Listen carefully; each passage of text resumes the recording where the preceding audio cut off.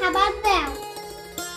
কি হয়েছে, আমাকে শান্তিতে ঘুমোতে দিবি না? তোর খাবার চাই না? তোকে এক্ষুনি আমি খাবার দিচ্ছি, চল এখান থেকে।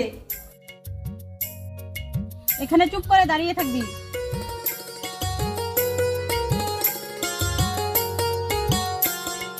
এই গাছে সারাদিন বাঁধা থাকবি, তারপর খাবার পাবি।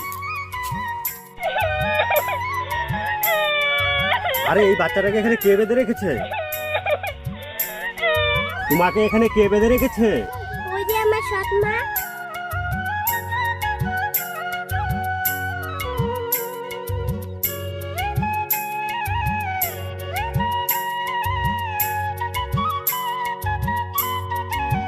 আরে সোনা, তুমি আমার সাথে আমাদের বাড়ি যাবে?